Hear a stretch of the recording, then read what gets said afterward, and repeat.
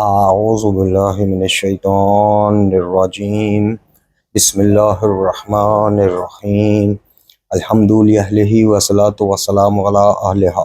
اللهم صل على محمد وآل محمد وعجل فرجهم. محترم ناظرین و سامعین، السلام علیکم ورحمۃ اللہ وبرکاتہ۔ آج کی نئی ویڈیو کے ساتھ حاضر خدمت ہے، میں ہوں علی روحانی اور آپ دیکھ رہے ہیں ہمارا آفیشیل یوٹیوب چینل۔ آغاز ویڈیو میں حسب سابق آپ سب سے اپنی صحت و سلامتی، تمام اہل ایمان میں سے جو مریضان ہیں ان کی صحت و سلامتی، اور جنہوں ان میں سے جو موحدین اور محبان قرآن و اہل بیت دنیا سے جا چکے ہیں ان کی مغفرت کے لیے دعائے مغفرت کی التماس، اور اپنے سمیت تمام مریضان کے لیے دعائے صحت کی التماس۔ آج الحمدللہ ہم آسان درس قرآن کے سلسلے میں دوسری قسط لے کر آپ کی خدمت میں حاضر ہوئے ہیں۔ جیسا کہ پہلی قسط میں ہم نے سورہ مبارکہ الفاتحہ کے فضائل و خواص و برکات پہ گفتگو کی، آپ کی خدمت میں پیش کی، اور اس میں ہم نے کوشش کی کہ ساتھ ساتھ کچھ تفسیری عنوان سے بھی آپ کی خدمت میں جو گزارشات ہیں پیش کریں، گفتگو پیش کریں۔ اب اس سلسلے میں ہم نہایت مختصر تفسیر لے کے، اور ابھی الحمدللہ ہماری یہ تفسیر کا جو یہ آسان درس قرآن کا جو سلسلہ ہوگا، اس میں آپ کو کہیں کسی طور پہ بھی کہیں پہ بھی فرقہ واریت کا کوئی عنصر نظر نہیں آئے گا۔ اگر اس کو کوئی غیر شیعہ بہن بھائی سنے گا تو انشاءاللہ مستفید ہوگا، استفادہ کرے گا، اور شیعہ تو بہرحال کریں گے۔ فرقہ واریت سے پاک اس کو ہم نے تیار کیا ہے کہ جس میں چونکہ آپ ترجمہ پڑھ لیں، حاشیے پڑھ لیں، تفسیریں پڑھ لیں، بہترین سے بہترین تفسیر لکھنے والے بھی بدقسمتی سے مسلک کی چھاپ سے بچ نہ سکے۔ کہیں پہ انہوں نے واضح اور محکم آیات ان میں آتے احکامات کے مقابل اگر فرقہ ان کا کچھ اور طرح سے اس کی تعویل کر رہا ہے تو اس کو ڈیفینڈ کیا۔ کہیں مطلب شیعہ ہے تو وہ شیعہ کے حساب سے ترجمہ بھی کریں گے، ترجمہ تو خیر زیادہ رد و بدل نہیں ہو سکتا، حاشیے لگا دیں گے، بریکٹیں لگا دیں گے، تفسیر پڑھیں گے تو پھر آپ کو وہ تو دیوبندی برادران ہیں، اہل حدیث برادران ہیں، بریلوی برادران ہیں، یعنی الغرض قصہ مختصر یہ ہے کہ تفسیر کے معاملے میں فرقہ جو ہے، فرقہ واریت، اس سے جان نہیں چھڑائی جا سکی۔ بہت کم ایسے عظیم اسکالر گزرے ہیں، کابرین گزرے ہیں کہ انہوں نے کچھ قرآن پہ کام فرقہ واریت سے بالا تر ہو کے کیا ہے، لیکن وہ بالکل تھوڑی تعداد میں۔ تو سورہ مبارکہ الفاتحہ کی تفسیر میں اگر دیکھا جائے تو ایک بندہ مومن کے لیے تمام بنیادی شرعی احکام کا خلاصہ مل جاتا ہے، مثلاً کہ توحید ہے، رب العزت کا رحمان الرحیم ہونا، رحمان اس کا تمام مخلوقات کے لیے ہونا، جو مخلوق اس نے پیدا کی ہے، چاہے وہ ملحد ہے، دہریہ ہے، وہ مشرک ہے، وہ اس کا شریک کسی کو قرار دینے والا ہے، مسلمان ہے، موحد ہے، مومن ہے، جی، لیکن جو مخلوق رب نے پیدا کی ہے اس نے اپنی عدالت سے کام لیتے ہوئے اس کے وہی اعضاء دی ہیں جو اپنے ماننے والوں کو دیے ہیں، وہی عقلیں دی ہیں جو اپنے ماننے والوں کو دی ہیں، اسی طرح ان کا رزق کا اہتمام کیا ہے جیسے اپنے ماننے والوں کا کیا ہے، اسی طرح دنیاوی اسباب کے طور پہ جو اسباب اس مسبب الاسباب نے فراہم کیے وہ اسی طرح کیے، یعنی ایکول برابری کی بنیاد پر۔ تو رحمان یعنی وہ رحم کرنے والا اپنی مخلوقات پر۔ لوگ پتھروں سے جا کے منت مانگتے ہیں، لوگ دیوی دیوتاؤں سے جا کے مدد مانگتے رہے اور مانگتے ہیں، جو ہندو اور جس طرح کے وہ ہیں بدھ مت وغیرہ۔ لوگ کسی نبی کو اس کا بیٹا بنا کر اس نبی کو خدا سمجھ کے معاذ اللہ اس سے براہ راست پکارتے ہیں یا عبادت کی حد تک جاتے ہیں۔ الغرض کہ جو جس طرح سے بھی شرک کرتا ہے یا اس کو سرے سے نہیں مانتا، جیسے ایتھیسٹ ملحدین، اس کی جو رحمانیت ہے وہ سب کے لیے یکساں ہے۔ اور سب سے بڑی رحمانیت یہ ہے کہ اس نے ہدایت کا دروازہ کسی پر زبردستی بند نہیں کیا اور کسی پر زبردستی کھولا نہیں، جی، اس نے مسلمانوں کو، موحدین کو، مومنین کو پابند نہیں کیا کہ تم نماز پڑھتے رہو گے تو رزق ملتا رہے گا، مجھے واحد اور احد مانتے رہو گے تو اولاد ملتی رہے گی، شفا ملتی رہے گی، مجھ سے دعا کرو گے تو نہیں۔ اور اس نے پابند نہیں کیا اپنے نام ماننے والوں کو اور دیگر مذاہب کے لوگوں کو کہ جب تک تم صحیح راستے پر نہیں آ جاتے تمہیں روٹی نہیں ملے گی، نہیں، روٹی وہ سب کو دے رہا ہے۔ تمہیں شفا نہیں ملے گی، نہیں، ملحدین بھی بیمار ہوتے ہیں، شفا یاب ہوتے ہیں، کرسچنز، ایتھیسٹ، یہود و نصارہ، ہندو، بدھ مت، الغرض کے جتنے مذاہب کے لوگ ہیں، پارسی، یہ بیمار بھی ہوتے ہیں، اور جو اس نے اسباب پیدا کیے ہیں دواؤں کی صورت میں، ادویات کی صورت میں، ان کے ذریعے صحت یاب بھی ہوتے ہیں۔ جہاں مسلمان مومن کی منتیں مرادیں پوری ہوتی ہیں، یہ لکڑیوں، پتھروں، بتوں سے مانگ کے بھی ان کی بھی پوری کرنے والی وہی ذات ہے۔ تو الغرض کے سورہ مبارکہ الفاتحہ میں جہاں ہمیں اس چیز کا درس ملتا ہے کہ تمام تعریفیں، یعنی شکر سے اس کا ابتدا ہوتا ہے، تمام تعریفیں الحمدللہ جی، ہم اللہ کی تعریف کرتے ہیں جی جو رب العالمین ہے، تمام تعریفیں اسی کے لیے۔ یہاں سے ایک کانسیپٹ، ایک پیٹرن، ایک میتھڈ ہمارے لیے سیٹ ہوتا ہے شکر گزاری کا، عالمین کے رب کو پہچاننے کا، پہچان کے اس کی معرفت حاصل کرنے کے سفر کا آغاز کا، اور وہ سفر شکر کے ساتھ۔ اس کے بعد جیسے عرض کی کہ رحمان سب کے لیے، رحیم خاص مومنین کے لیے، جو جس کی جو اس کے رحیم ہونے کا وہ ہے، وہ دنیا میں بھی اور آخرت میں بھی انشاءاللہ مومنین اور موحدین کو نصیب ہوگا۔ اسی طرح اللہ تعالیٰ کا مالک یوم الدین، یعنی روز جزا کا مالک، یعنی وہ دن کہ جس دن تمام بساط لپیٹ دی جائے گی، امتحان کا وقت ختم ہو جائے گا، پرچے لے لیے جائیں گے یعنی اعمال نامے، اور پھر اللہ رب العزت مالک یوم الدین بیٹھ کر اپنی عدالت میں جنت اور جہنم کا فیصلہ فرمائے گا، لوگوں کو ان کے اعمالوں کے سبب، جیسا کہ قرآن میں ہے کہ کہا جائے گا آج اپنا مال نامہ پڑھ، وہ کھاتا پڑھ جو تو لکھ کے آیا دنیا میں، آج تو اپنے حساب کے لیے خود ہی کافی ہے۔ تو وہ مالک یوم الدین بھی ہے۔ یہاں میں تھوڑی سی تصحیح کر دوں، کچھ عرصہ قبل ہمیں کسی نے ایک ویڈیو کلپ بھجوایا تھا، دنیا سے جا چکے ایک غالیوں کے رئیس وہ اس کو کیا رئیس العلماء یا پتہ نہیں تاج العلماء یا سلطان العلماء، ایسا کوئی لقب اس کو دیتے ہیں، غضنفر تونسوی، اس کا ایک کچھ سال پرانا کلپ ہمیں کچھ عرصہ قبل بھجوایا گیا کہ جس میں وہ جناب سیدہ پاک خاتون جنت سلام اللہ علیہا کو مالک یوم الدین ثابت کر رہا تھا۔ میرے عزیزو، یہی غلوف ہے، جو چیز اللہ کے لیے مختص ہے اس میں اس کی ذات میں، اس کی عبادات میں، اس کی صفات میں، اس کی بادشاہت میں، اس کے امور میں اس کا کوئی شریک ہے۔ مالک یوم الدین صرف وہی ہے اور وہی ہوگا۔ اس کلپ میں توسوی پورا زور لگا رہا تھا کہ کسی طرح مختلف روایات، کچھ ضعیف روایات، کچھ موضوعی روایات کے سر پہ کہ جناب مالک یوم الدین کا جو تاج ہے وہ جناب خاتون جنت کے اس پہ ہے۔ اب اس کے ذیل میں اگر آپ دیکھیں تو جناب خاتون جنت سلام اللہ علیہا کا روز محشر آنا، تمام کا ادب و احترام کے ساتھ نظریں جھکا لینا، اعلان ہونا، بالکل ٹھیک اعلان ہونا کہ بنت محمد صلی اللہ علیہ وآلہ وسلم خاتم الانبیاء تشریف لاتی ہیں، بالکل ہر چیز، ہر ان کی شفاعت کا، اللہ کا اذن دینا ان کو شفاعت، یہ ہر چیز بالکل اپنی جگہ ہے، لیکن مالک یوم الدین وہی ہے۔ اب ظاہر ہے کہ اس درس کا عنوان کچھ اور ہے، ورنہ ہم مزید کچھ آپ کی، تو بہرحال نوجوانوں تک استدعا یہ ہے کہ شرک سے بچتے رہیے۔ یہ شرک کی ایک عقیدت میں لپیٹی ہوئی ٹافی ہے، لالی پاپ ہے جو آپ کو دیا جاتا ہے، جو استحقاق اللہ کا ہے، جو ٹائٹل اللہ کا ہے، جو پروٹوکول توحید کا ہے، وہ پروٹوکول اٹھا کے اس کی مقدس ہستیوں کو دے دیتے ہیں عقیدت کے نام پر۔ اچھا جی، اسی طرح عبادت،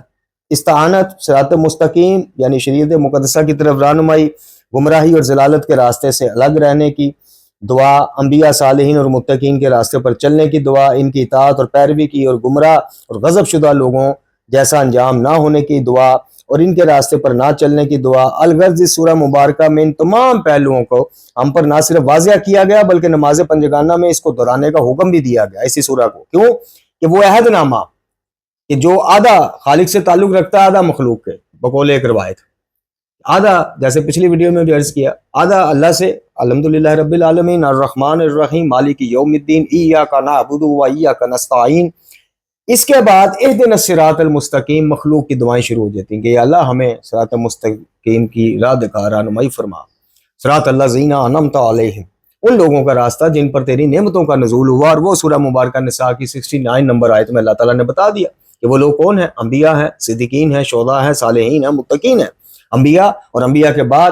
ہر کیٹیگری میں سب سے پہلے جو نام آئے گا وہ الحمدللہ آل محمد علیہ السلام کا آئے گا، صحابہ کرام جنہوں نے اسلام کے لیے قربانیاں دیں اور ہجرتیں کی اور پتہ نہیں کیا کیا سہا، ان کا آئے گا، نیک لوگوں کا آئے گا، صالحین کا آئے گا، اولیاء امت کا آئے گا۔ تو وہ سورہ نساء کی 69 نمبر آیت آپ پڑھ لیں جا کے، بلکہ وہاں سے ایک بہت بڑا معاملہ بھی حل ہو جاتا ہے درجہ بندی کا، کہ آئمہ کو انبیاء سے افضل سمجھنے والے اگر اس آیت پر تھوڑا تدبر کریں تو بات واضح ہو جائے گی کہ انبیاء کا سب سے پہلے اس آیت میں کہا کیا اللہ پاک نے فرمایا کہ جو اللہ اور اس کے رسول کی اطاعت کرے گا، خلاصہ پیش کر رہا ہوں، اس کا انجام یا اس کے رفیق کار آخرت میں کون ہوں گے؟ بہترین لوگ، اور وہ کون ہیں؟ انبیاء، سب سے پہلے کیٹیگری یہ آ گئی، پھر صدیقین، شہداء، متقین اور صالحین۔ اب آل محمد علیہ السلام کو آپ انبیاء میں گنیں گے تو آپ اسلام سے ہاتھ دھو بیٹھیں گے، یعنی امام کو نبی تو آپ نہیں کہہ سکتے، نبی کو امام آپ کہہ سکتے ہیں، جیسے جناب ابراہیم، جیسے رسول اللہ صلی اللہ علیہ وسلم اور دیگر۔ تو یہاں سے یہ مسئلہ بھی اس آیت سے حل ہوتا ہے، اور یہ بھی حل ہوتا ہے کہ صراط الذین انعمت علیہم کے مصداق کون ہیں؟ انبیاء ہیں، صدیقین ہیں، ان کے راستے پر چلنے کی دعا، اور غضب شدہ اور گمراہ لوگوں کے جیسا حال نہ ہونا یا ان کے راستے پر نہ چلنے کی دعا، کہ ان لوگوں کے راستے پر ہم نہ چلیں جن پر تیرا غضب نازل ہوا۔ اب یہ غضب نازل ہونا، اس چیز سے بھی یہ ذہن میں رکھیے گا کہ کسی کے پاس مال و دولت کی فراوانی ہونا، زیادہ بیٹے ہونا، مال و گھر، بیوی اچھی مل جانا، نوکری، یہ کوئی نشانی نہیں ہے کہ اس پہ یہ وہ بندے ہیں جن پہ اللہ کی نعمتوں کا نزول ہوا، اور یہ وہ بندے ہیں کہ جو جن پہ اللہ غضبناک نہیں ہوتا، نہیں۔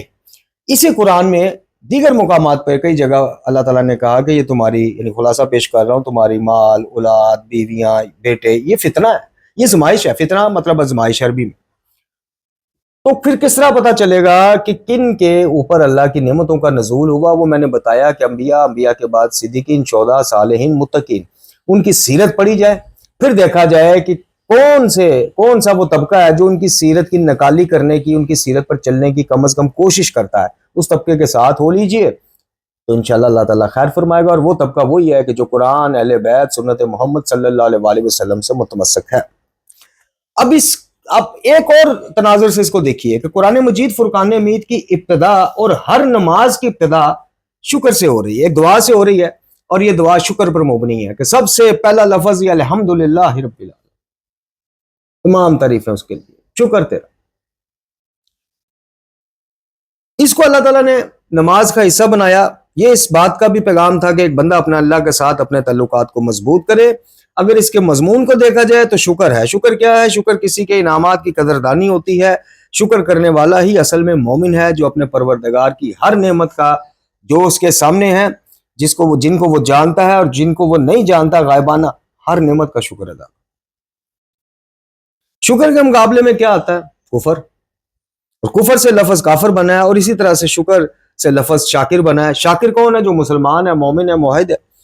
سورہ فاتحہ شریف ہمیں مسلمان بننا سکھاتی ہے، رب کا شکر ادا کرنا سکھاتی ہے، اپنے اللہ کے رحمان و رحیم ہونے کا تعارف سکھاتی ہے، اور اس بات کا اعادہ کرنا سکھاتی ہے کہ ہم عبادت بھی فقط تیری کریں گے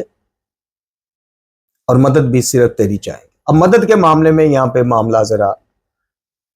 زیادہ اختلافی بن جاتا ہے کہ استعانت براہ راست انبیاء، اولیاء، ائمہ میں سے براہ راست کسی سے مدد مانگ لینا وسیلے کا نام دے کر، اور اس کو یہ کہنا کہ جناب دیکھیں اگر صرف اللہ سے مدد مانگی جا سکتی ہے تو پھر ہم وہی روز کی مثالیں، سیلری باس سے ایڈوانس کیوں مانگتے ہیں، دکاندار سے ادھار کیوں مانگتے ہیں، یہ وہ مدد ہے ہی نہیں۔ اور نہ ایاک نستعین کا جو ہے یہ لفظ بنتا ہے، یہ مطلب بنتا ہے، معنوی مطلب اس کا یہ بنتا ہے کہ کوئی بھی مدد، کوئی بھی چیز ہم تیرے علاوہ کسی سے نہیں مانگیں۔ ہم اگر دکاندار سے ادھار بھی مانگیں گے برے حالات میں، تو پہلے دعا تجھ سے کریں گے کہ اللہ اس کے دل میں رحم ڈال دے، میرے حالات تیرے سامنے، میری پردہ داری بھی رہ جائے۔ اگر اسی کو ہم کہ یہ میری مشکل ڈال سکتا ہے، یہ تو پھر تو شرک، پھر تو آپ شرک میں۔ امام جعفر الصادق علیہ السلام قرآن کبیرہ کی ایک روایت کے مطابق آپ فرماتے ہیں کہ اگر کسی نے، یعنی میں پہلے آپ کو تھوڑا مفہوم پیش کر دوں کہ ایک بندہ مر رہا ہے جی برے حالات سے، ایک بندہ آتا ہے، سیٹھ آتا ہے، وہ اس کی مدد کر دیتا ہے، کرایہ دے دیتا ہے، بل، گیس، بچوں کی فیسیں، راشن ڈلوا دیتا ہے اور چلا جاتا ہے۔ اب اس بندے کا جس کے اوپر یہ سیٹھ ساری نوازشیں کر کے گیا، کوئی دوست رشتہ دار آتا ہے اور وہ بندہ غائبانہ طور پہ کہتا ہے کہ یار فلاں سیٹھ صاحب نہ آندے تو میں مر گیا، یعنی میں ختم ہو گیا، تو امام جعفر الصادق علیہ السلام گناہ کبیرہ کی اس روایت کے مطابق فرماتے ہیں کہ اس بندے نے شرک کیا اور وہ مشرک ہو گیا۔ جی ہاں، یہ معاملہ اتنا سینسٹیو ہے، تو پھر کیا کہے تو وہ مشرک نہیں ہوگا؟ تو امام نے وہ بھی ہماری رہنمائی فرمائی، تربیت فرمائی۔ دیکھیں یہ ہستیاں کسی ایک فرقے کی ہستیاں نہیں ہیں، ان کی تعلیمات سے سب استفادہ کر سکتے ہیں۔ ان کو امام منصوص من اللہ نہیں بھی جو مانتے، وہ بھی ان کی تعلیمات سے بہرہ مند ہو سکتے ہیں، فیض یاب ہو سکتے ہیں اور ہوتے ہیں۔ جی جناب ابو حنیفہ جو ہیں، نعمان ابن ثابت، امام اعظم کا لقب جن کو برادران دیتے ہیں، وہ بھی امام منصوص من اللہ ان کو نہیں مانتے تھے، لیکن شاگرد تھے اور ان سے استفادہ تو کیا۔ اچھا، تو اب امام نے فرمایا کہ اگر یہ بندہ کہے گا جی فلاں سیٹھ صاحب یا فلاں شخص نہ آتا تو میں ہلاک ہو جاتا، تو یہ شرک کر گیا اور یہ مشرک ہو گیا، تجدید کرے۔ اب یہ مشرک کیسے نہیں ہوگا؟ امام فرماتے ہیں کہ اگر یہ اس طرح کہے کہ اللہ تعالیٰ اس بندے کے تھرو میری مدد نہ کراتا، اس بندے کے ذریعے مجھے ہلاکت سے نہ بچاتا تو میں یقیناً ہلاک ہو گیا، تو یہ اس نے کوئی کلمہ کفر نہیں کہا، عین ایمان۔ تو ایاک نستعین میں اللہ تعالیٰ نے باب بند کر دیا۔ اب جو تحت الاسباب چیزیں ہیں ان کے سورہ مائدہ میں تعاون کا، نیکی اور خیر کے تعاون کا حکم دے کے اللہ تعالیٰ نے بتا دیا کہ دنیا اسباب کے تحت ہے، میں مسبب الاسباب ہوں، وتعاونوا علی البر والتقوی، اور نیکی اور خیر کے کاموں میں ایک دوسرے سے تعاون کرو۔ اس لیے میرا آپ سے کچھ سبسکرائبر مانگ لینا، کسی کا آپ سے ادھار مانگ لینا، اور کسی کا دکاندار سے کھاتا مانگ لینا، گھر میں آ کے روٹی، یہ تحت الاسباب چیزیں ہیں جن میں نیکی اور خیر کے تعاون میں چندہ مانگ لینا حکم ہے۔ اب جو چیز غائب میں ہم کسی سے مانگیں گے، یعنی میری شادی ہوئی ہے، اولاد نہیں ہو رہی، اولاد سامنے نہیں ہے، وہاں کہیں پڑی نہیں ہوئی کہ میں کسی کو کہوں کہ وہ لا کے مجھے دے دو، تو یہ ظاہری تعاون نہیں، وہ اللہ کے پاس ہے، پتہ نہیں ہونی ہے نہیں ہونی۔ اب وہ اولاد میں اس مالک کے علاوہ کسی سے نہیں مانگ سکتا۔ میرا رزق مجھ سے پوشیدہ، مجھے نہیں پتا میرے نصیب میں آج کیا ہے، رزق ہے نہیں ہے، کتنا ہے، زندگی میں کتنا ہے، اس میں برکت کی جو دعا ہے وہ میں اللہ سے مانگ سکتا ہوں، غیر اللہ سے نہیں مانگ سکتا۔ ظاہری اسباب میں ظاہری لوگوں سے مانگوں گا جو میرے سامنے ہیں، اور وہی مانگوں گا جو اسباب بھی میرے سامنے ہیں لیکن میری پہنچ سے دور ہے۔ میں یہاں درس دے رہا ہوں، میرے اہل خانہ میں سے کوئی فرد یہاں پہ ویڈیو ریکارڈ کر رہا ہے، پانی کا گلاس وہ پڑا ہے، میں اسے کہتا ہوں کہ بیٹا وہ پانی کا گلاس مجھ تک پہنچا دو، وہ میرے سامنے ہے لیکن مجھ سے دور ہے، لیکن مجھے پتا کہ ہے، اور میری بیٹی بھی میرے سامنے ہے، مجھ سے دور ہے لیکن میں اس کو آواز دوں گا، مجھے پتا ہے اس کے کانوں تک میری آواز چلی جائے گی، وہ اٹھ کے پانی کا، یہ ہے ظاہری مدد، یہ ہے وہ وتعاونوا علی البر والتقوی۔ لیکن میں اپنے دادا جان کو، اپنے والد صاحب کو جن کو مرحومہ مغفور ہوئے بھی ایک عرصہ ہو گیا، میں ان کو یہاں سے بیٹھ کے کہوں کہ مجھے گلاس پانی کا چاہیے، مجھے کچھ خرچہ چاہیے، میرے حالات تنگ ہے، بیماری چل رہی ہے، ٹیسٹ بڑے مہنگے ہو رہے ہیں، ادویات آ رہی ہیں، والد صاحب دنیا کی طرح جس طرح زندہ تھے اسی طرح آئے نا، ذرا کو خیر و برکت کی بارش کریں، تو یہ شرک۔ اچھا، یہ صورت یعنی سورہ فاتحہ شریف ہمیں اللہ کے ساتھ بندے کے تعلقات بھی سکھاتی ہے۔ جب تک آپ کسی کے ساتھ اچھے تعلقات کو واضح نہ کر لیں کہ میرے اس کے ساتھ تعلقات کیا ہیں، تب تک آپ اس کے بارے میں کوئی بھی بات محسوس نہیں کرتے۔ تو یہ جو دہرانا ہے اس کو نماز میں، پنجگانہ نماز میں، یہ تجدید عہد بھی ہے، تجدید وفا بھی ہے، اور تعلیم اور تربیت کا بہترین ذریعہ بھی ہے، اور یہ ہمیں اللہ رب العزت کے بارے میں سکھاتی بھی ہے کہ ہمارا رب وہ ہے جو یوم الدین ہے، ہمارا رب وہ ہے جو رحمان و رحیم ہے، ہمارا رب وہ ہے کہ جو ہمیں صراط مستقیم کی رہنمائی کرے گا تو ہم اس پہ چلیں گے، ہمارا رب ہی وہ ہے کہ جس کی فقط عبادت اسی کی جا سکتی ہے، ہمارا رب وہ ہے کہ مدد بھی فقط اسی کی مانگی جا سکتی ہے۔ ہم ظاہری اسباب میں بھی کسی سے مدد لیتے ہیں تو وہ نہیں، دیکھیں ڈاکٹر آپ کو دوائی دے سکتا ہے، شفا نہیں دے سکتا، شفا اس کے ہاتھ۔ اب آپ ڈاکٹر کو مشکل کشا کا ٹائٹل دے دیں، حاجت روا کا ٹائٹل دے دیں، جو وہ دوائی دے گا وہ اسباب ہے، مسبب الاسباب کے ہاتھ میں شفا ہے۔ آپ فوج کے ہاتھ میں اسلحہ دے سکتے ہیں، جدید ٹیکنالوجی دے سکتے ہیں، فتح نہیں دے سکتے، اس کے لیے دعا اسی سے مانگے، یا اللہ ہمیں کفار کے مقابلے میں فتح عطا۔ بہرحال اس صورت سے ہمیں یہ بھی سیکھنے کو ملتا ہے کہ تم عبد ہو وہ معبود ہے، اور اب عبد خالص بن کے رہو تو معبود کی غفور الرحیمیہ تمہارے ساتھ ہے، اس کی رحمتیں تمہارے ساتھ ہیں۔ محترم ناظرین سامعین، آج اس سورہ مبارک کے مختصر تفسیر کے ساتھ کوشش کی کہ پچھلی 27 منٹ کی ویڈیو میں ہم نے سیر حاصل گفتگو کی، ہم نے صرف پچھلی ویڈیو میں اس کا تعارف نہیں کروایا، کچھ خواص، کچھ فضائل و برکات اور مختصر تفسیر بھی پیش کی، جو تھوڑی بہت کمی تھی وہ آج پیش کر رہے ہیں۔ آپ سب سے دیکھیں، یہی استدعا ہے ہمیشہ سے کہ آپ سب کی سنیں، دیکھیں ہر فرقے میں، ہر سکالر میں تنگ نظری یا اس اینک سے مت دیکھا کریں کہ ہر فرقے میں موحدین، محبان قرآن و اہل بیت اور اعتدال پسند شخصیات ہیں، سب کی سنیں۔ غیر الحکم میں مولا علی نے فرما دیا کہ مت دیکھو کون کہہ رہا ہے، یہ دیکھو کیا کہہ رہا ہے، اور اسی طرح قرآن مجید نے خود فرما دیا، تعارف کروایا کہ جناب خوشخبری دی ان بندوں کو، یہ سنتے جائیے۔ سورہ مبارکہ زمر کی آیت نمبر 18 میں اللہ تعالیٰ فرماتا ہے کہ الذین یستمعون القول فیتبعون احسنہ اولئک الذین ہداہم اللہ واولئک ہم اولو الالباب۔ اے رسول صلی اللہ علیہ وسلم، میرے ان بندوں کو خوشخبری دے دو جو ہر کہنے والے کی بات توجہ سے سنتے ہیں، اور پھر اس کی احسن اور عمدہ، اس میں سے احسن اور عمدہ قابل پیروی باتوں کی پیروی کرتے ہیں، ایسے ہی لوگوں کو خدا ہدایت کرتا ہے۔ وہاں ہم نے کہا نا اہدنا الصراط المستقیم، کہ ہماری ہدایت فرما، رہنمائی فرما صراط مستقیم، تو اللہ تعالیٰ سورہ زمر میں فرما رہا ہے کہ وہ کن کی ہدایت کرتا ہے؟ ان کی، کن کی؟ کہ جو سنتے سب کی ہیں لیکن ان میں سے احسن اور عمدہ بات کی پیروی بھی کرتے ہیں، عمل بھی کرتے ہیں۔ اب یہ نہیں کہ کہنے والے کی ہر بات شخصیت پرستی نہیں، میرے مجتہد نے یہ کہہ دیا، میرے مرشد، میرے پیر، میرے استاد محترم، میرے قائد ملت، ناصر ملت نے یہ کہہ دیا تو بس ان کے حکم پہ جان بھی قربان ہے۔ نہیں، یہ تو خلاف شریعت نعرہ۔ اللہ تعالیٰ سورہ زمر میں جو کہہ رہا ہے اس کو معیار بنائیں کہ سنتے ہیں اور ان میں سے چوز کرتے ہیں عقل استعمال کرتے ہوئے کہ قابل عمل اور احسن بات کون سی ہے، اس کی پیروی کریں، ان کو میں ہدایت دیتا ہوں، اللہ تعالیٰ کہہ رہا ہے۔ اور پھر اللہ تعالیٰ اینڈ میں کیا فرما رہا ہے؟ آخر میں اولئک الذین ھداھم اللہ، یعنی یہ وہ لوگ ہیں جن کی اللہ ہدایت کرتا ہے، اور اولئک ھم اولو الالباب، اولئک ھم اولو الالباب، اور یعنی پہلے کیا فرمایا؟ اولئک الذین ھداھم اللہ، یہ وہ لوگ ہیں جن کی اللہ ہدایت کرتا ہے، پھر فرمایا اولئک ھم اولو الالباب، اور یہ وہ لوگ ہیں جو عقل مند ہیں۔ اولو الالباب ہیں یعنی عقل رکھنے والے ہیں۔ کن کو اللہ کا قرآن عقل مند کہہ رہا ہے؟ جو سنتے ہیں تو ان میں سے احسن باتوں کی، عمدہ باتوں کی پیروی۔ اب وہ احسن اور عمدہ بات اہل حدیث کو کہہ دے، اہل دیوبند کہہ دے، اہل بریلوی کہہ دے، اہل تشیع کہہ دے، وہ یہ چیز وہ فرقہ واریت کی عینک سے نہیں دیکھتے، وہ دیکھتے ہیں کہ یار قرآن اور سنت رسول صلی اللہ علیہ وسلم کے مطابق بات کون سی ہے۔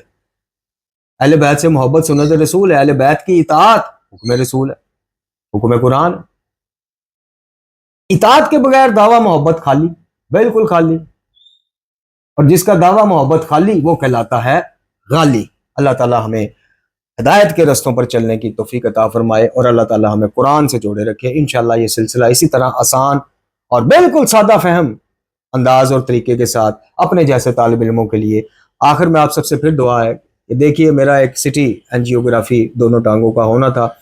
اس سے پہلے ڈاکٹر صاحب نے کہا تھا جی آپ کے گردوں کا ٹیسٹ دوبارہ ہوگا، اگر وہ کلیئر آتا ہے تو یہ سی ٹی اسکین آپ کا ہوگا، ادروائز نہیں ہوگا، اور وہ ٹیسٹ بدقسمتی سے کلیئر نہیں آ سکا، اس کے ساتھ دیگر کئی اور ٹیسٹ بھی خراب آئے ہیں۔ آپ سب سے ایک دفعہ پھر دعائے صحت کی التماس ہے، اور اللہ تعالیٰ سے دعا ہے کہ یہ خدمت اور یہ نوکری قبول فرمائے، اور اسی کلام شفا قرآن مجید فرقان حمید اور اپنی شافی و کافی ہونے کے صدقے سے مجھے شفا کاملہ دے، اور میرے سمیت تمام مریضان کو شفا کاملہ عاجلہ عطا فرمائے۔ وآخر دعوانا الحمدللہ رب العالمین۔